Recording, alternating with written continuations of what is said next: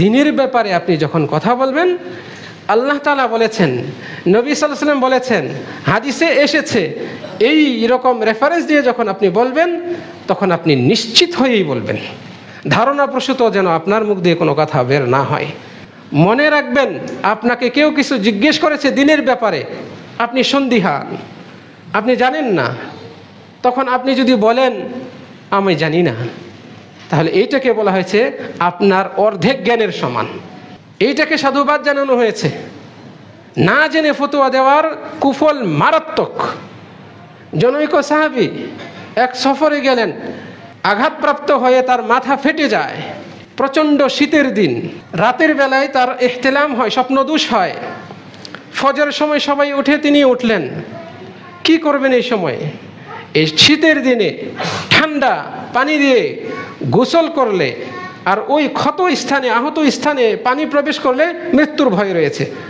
সেই সময় তো এই আধুনিক যুগ ছিল না, আধুনিক চিকিৎসা ব্যবস্থাও ছিল না, আধুনিক সুযোগ সুবিধাও ছিল না পানি গরম করে নেওয়ার এবং সুন্দরভাবে পট্টি বেঁধে আরও যে ব্যবস্থাগুলো আমরা নেই, এইটার সুযোগ ছিল না। তিনি এক এক করে সাহাবাদেরকে জিজ্ঞেস করছেন, আমি এখন কি করব? তায়াম্মুম করা জায়েজ হবে কিনা? সাহাবারা বলছেন, তাদের মধ্যে কেউ কেউ বলছেন, আমাদের জানা মতে তোমার গোসল করা ছাড়া আর কোনো উপায় নেই। তিনি তাই করলেন, গোসল করে ফজরের নামাজ পড়লেন। কিছুক্ষণ পরেই তিনি মারা গেলেন মাথার যন্ত্রণায়, ওই পানি, ঠান্ডা পানির কারণে। পরবর্তীতে রাসূল সাল্লাল্লাহু আলাইহি সাল্লামকে এই বিষয়ে খবর দেওয়া হলো, ঘটনা এরকম ঘটেছে। রাসূল সাল্লাল্লাহু আলাইহি সাল্লাম বললেন, কতালু, এরা তো এই ব্যক্তিকে হত্যা করেছে। এরা কেন জিজ্ঞেস করলো না? যিনি এই বিষয়ে জানেন তাকে কেন জিজ্ঞেস করলো না? তাহলে দেখুন, যারা ওই সময় ওই ফতোয়াটা দিয়েছিল তারাও কিন্তু ভালো বুঝেই ফতোয়া দিয়েছে, কিন্তু আর ফলাফল কি হলো?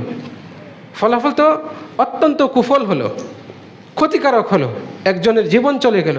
অথচ ইসলাম কত সহজ।